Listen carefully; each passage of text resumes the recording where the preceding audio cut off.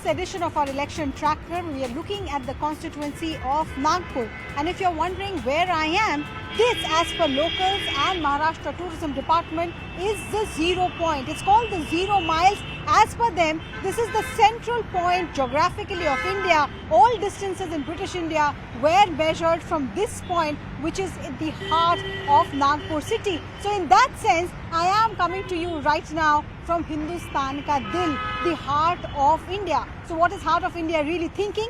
Nagpur has 6 assembly constituencies within its parliamentary constituency. From 2014 onwards, Nitin Gadkari has grabbed this seat, which was once a Congress bastion. Repeatedly, Congress had joked that even though RSS is headquartered here in Nagpur, but the member of parliament from this parliamentary constituency is always of the grand old party. But all that changed in 2014. In 2019, again, Nitin Gadkari came back to power from Nagpur and he's trying to hit a hat-trick in 2024. But what is the Congress party's strategy? Are they going to give up the fight just like that? Is Vikas the dominant issue? Is it caste politics or something else? Let's find out.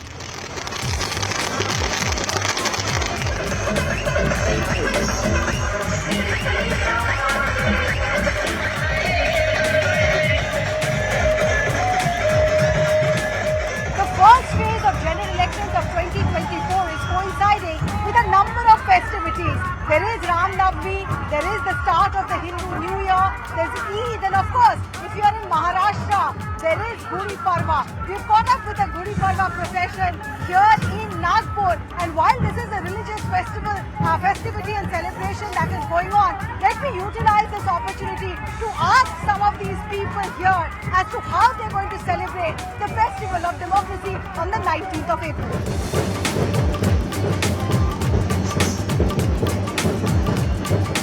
आप लोग निकल तो रहे हैं Hindu new years को celebrate करने के लिए, लेकिन चुनाव का भी माहौल है, तो मुझे पूछना ही पड़ेगा, नागपुर की महिलाएं चुनाव के वक्त क्या सोच रही हैं? पहले तो श्री गुरुदेव सबको, जो भी हो, चुनाव तो है, सब बहुत सारे फेज में रहेगा, बट जो भी देश के हित के लिए रहेगा उसी की सपोर्ट में सारी महिलाएं जाएगी। सारी महिलाएं रही है। महिलाओं को ऐसा लग रहा है पॉलिटिकल पार्टीज ने भी एक अलग वोट बैंक मान लिया है। पहले ऐसा कहते थे कि घर के पुरुष बताएंगे कहाँ बटन दबाना है, पर अब महिलाएं खुद तय कर रही हैं। महिला तो सशक्त हो गई है अभी, महिलाओं का तो पहला नंबर है अभी, और मोदी जी ने तो महिलाओं के लिए बहुत सुविधाएं निकाली है और हम बहुत खुश हैं। और सबका यानी मत महिला तो सबके सामने, पुरुषों के भी सामने है, सबके सामने है। कुछ युवा महिलाएं भी हैं, आप भी वोटर हैं, इस बार वोट देंगी आप? नहीं, हम 18 साल के, आप छोटी हैं, तो जो आप मतलब कितने साल भर में, 2 साल में, कितने दिनों में आप वोट देने के लिए तैयार हो? 1 साल बाद। तो अब मुझे बताइए, आपके आसपास के जो लोग हैं, 17, 18, 19 साल के जो लोग हैं, क्या बात करते हैं? आप वोट पहली बार वोट देंगी? पहली बार वोट देंगी? कैसा, क्या एक्साइटमेंट है? मैं फर्स्ट टाइम दे रही तो मुझे बहुत एक्साइटेड है कि कैसे मतलब वोट देना है, कौन जीतेगा करके, वही रिजल्ट का, वही इसमें एक्साइटेड हूँ। मतलब फर्स्ट एक्सपीरियंस के लिए आप एक्साइटेड हैं। तो आप लोग जब आपस में बात करते हैं, यंगस्टर्स, मुझे ढोल सुनाई दे रही है, तो जो एक्साइटमेंट है किस बारे में होता है कि हमारे लिए कुछ बदलेगा, हमारे जॉब अपॉर्चुनिटीज बदलेंगी या हमारी लाइफ बदलेगी? क्या सोचते हैं आप युवा? लाइफ स्टाइल, कुछ तो फैसिलिटीज आएगी। किस तरह की फैसिलिटीज चाह रही हैं आप? जैसे कि हमारे लिए कुछ अपॉर्चुनिटीज बढ़े, जॉब के टर्म्स पे? हाँ, जॉब वगैरह, जॉब के टर्म्स पे अपॉर्चुनिटीज बढ़ेंगी। आप भी कुछ कह रही थी? हाँ, मेरा तो जॉब शुरू है TCS में, तो मेरे को कोई नहीं है, बट आगे इन केस इन फ्यूचर अगर मोदी जी आते तो वो जॉब अपॉर्चुनिटी सबको मिलेंगी और बहुत विकास होगा, युवाओं के लिए सबसे ज्यादा बहुत विकास होगा, महिलाओं के लिए। तो आप लोग वोट देते वक्त ये सोचते हैं कि एम्प्लॉयमेंट अपॉर्चुनिटीज आए? डेफिनेटली। ओके, तो आप लोग ऐसे स्कूटी पे निकलती हैं, मतलब ऐसा एक्साइटमेंट वाला माहौल तब भी रहता है? पहले के नागपुर और अभी के नागपुर में महिलाओं के लिए लॉ एंड ऑर्डर वाइज कुछ बदला है? मतलब ऐसा लगता है कि अब आराम से निकल सकती है स्कूटीज पे अपनी? हाँ, आराम, अब ऐसा लगता है कि महिला सुरक्षित है, आराम से निकल सकती है, कोई ये नहीं है। रोक टोक होता था, अब कोई रोक टोक नहीं है। रोक टोक नहीं है।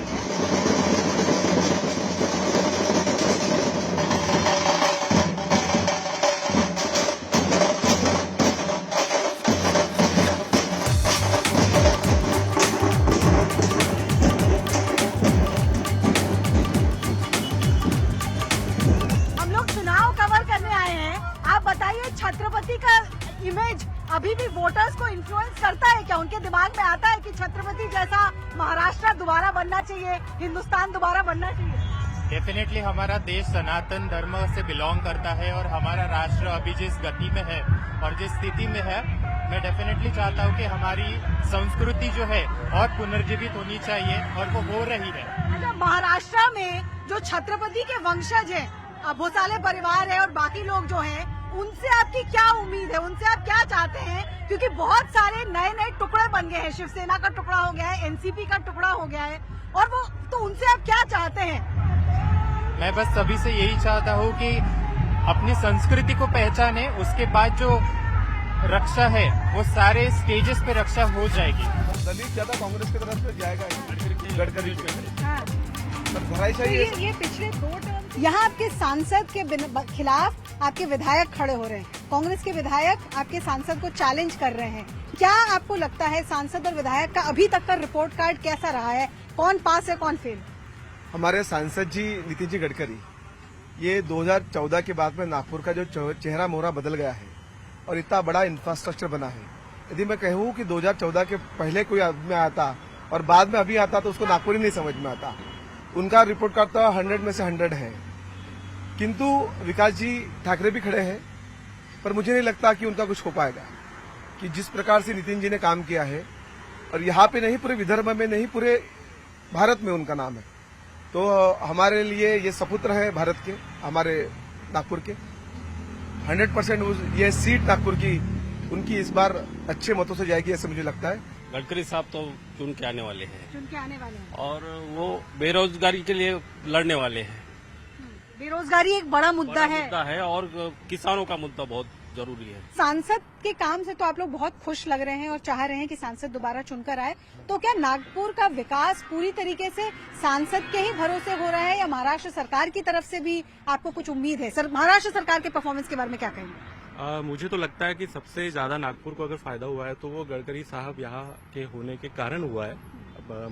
बशर्ते महाराष्ट्र सरकार से उतना फायदा हमें नहीं मिला है, लेकिन गडकरी साहब यहाँ के होने के कारण ये जो विकास हुआ है नागपुर का, ये उन्हीं के कारण हुआ है। लेकिन अभी भी कुछ क्षेत्र ऐसे हैं जिसमें डेवलपमेंट की आवश्यकता है। जैसे अभी हमारे नागपुर में ट्रैफिक का प्रॉब्लम बहुत हो चुका है और जैसे बारिश में हमें बहुत तकलीफ होती है। आपको क्या लगता है, अगर दोबारा ये सरकार चुनकर आई, गडकरी जी को रोड कर ही बने रहना चाहिए या कुछ और कहीं और उनका टैलेंट यूज किया जा सकता है? मेरा ख्याल तो गडकरी जी को 2-3 हाई वेटेज जो डिपार्टमेंट है वो देने चाहिए, जैसे कि आरोग्य है, आरोग्य, हेल्थ और एजुकेशन। गडकरी साहब जो काम करते हैं वो विजनरी है। Diksha Bhumi is intrinsically linked with Nagpur. Back in 1956, it is here that Baba Bhimrao Ambedkar took his Diksha and accepted Buddhism as his religion. It had profound impact on the history, politics and sociology of this constituency. Years later, it continues to have an impact specifically on the way perhaps the Dalit voter thinks.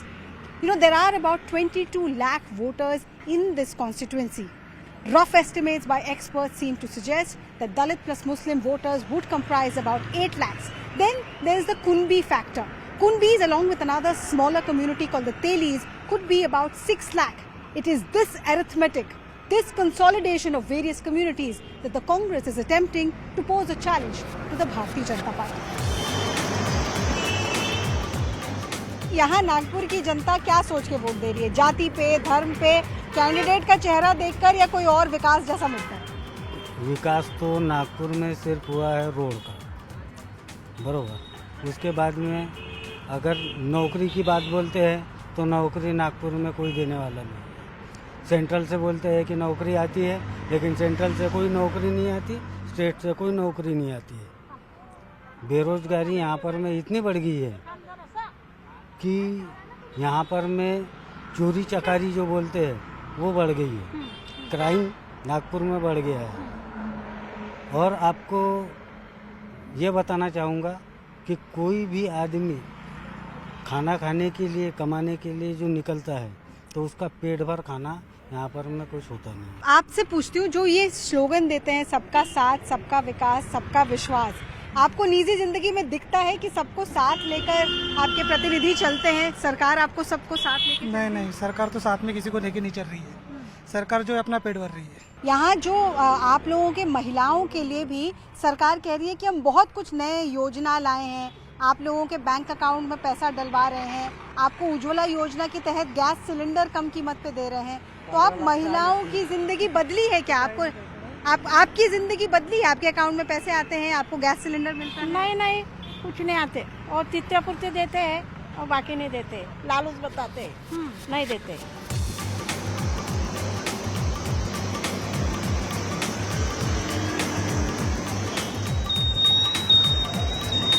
Nagpur is today associated with Nitin Gadkari, with Devendra Fadnavis. These are stalwarts in the current generation as far as the political landscape is concerned. But the original identity of Nagpur politically was with RSS. There are a group of people here with me. Sir, RSS का नाम नागपुर के साथ जुड़ा हुआ है, यहीं से संगठन का शुरू हुआ है। बट आज जब चुनावी माहौल बन रहा है, चुनाव में लोग नागपुर के क्या सोच रहे हैं राजनीति के परिप्रेक्ष्य में? देखिए, हम लोग अभी जो आचार संहिता चालू है, इसके वजह से आरएसएस और ये जो बीजेपी, ये दोनों अलग अलग है। हम लोग कोई ऐसी बात नहीं करेंगे कि जिसके वजह से हमारे कैंडिडेट को, आप जानते हो कि हमारा कैंडिडेट यहाँ एक ही है जो दो बार आ चुके हैं, अभी तीसरी बार उनको खड़ा किया है। और आप पूरे भारत में जानते हो कि भारत में जो भी रास्ते बने वो गडकरी ने बनाए, इसलिए रोड करी गडकरी बोला जाता है। हम लोग सुनते हैं कि विदर्भ में पानी की दिक्कत है, और जब जब पानी की दिक्कत होती है महिलाओं को सबसे ज्यादा उसका बोझ सहना पड़ता है। बहुत कम हो गया है, ये सब चीजें अभी बहुत कम हो गई है। पहले था ये सब प्रॉब्लम, हमारे पांडे लेआउट में बहुत ज्यादा दिक्कत थी, लेकिन अभी वहाँ पे भी टाकी बन गई है पानी की, अभी 24 घंटे हमको पानी मिलता है। नागपुर शहर में देखे जाए तो पिछले 25 साल में पानी के लिए 2 से 4 किलोमीटर तक महिलाओं को जाना पड़ता था। आज के दौर में पानी का जिस प्रकार से उसमें सिस्टम बनाया हुआ है, जो नदियों से पेचकर जाए पानी यहाँ जुड़ा हुआ है, और वो शुद्ध तरीके से पानी का जो सिस्टम बनाया हुआ है, आज 24 घंटे नागपुर में पानी मिल रहा है। देखो, एक्चुअली मैं कांग्रेस में था आदि पहले, और जब मुझे ये विकास का जो सपाटा जो नागपुर में नितिन जी ने लगाया और हमारे देवेंद्र जी, इन लोगों ने नागपुर का चेहरा बदलने का काम जो किया है, वो सब देख के हम लोग कांग्रेस वाले होके भी बीजेपी में प्रवेश किया। उन्होंने हमारे को आदर से यहाँ पे हमारा सम्मान किया। Nagpur's N is synonymous with Nitin Gadkari's N as well, and they are hoping that Nitin Gadkari this time around will set a record by winning from a record margin. Some are even predicting of over 3 lakh.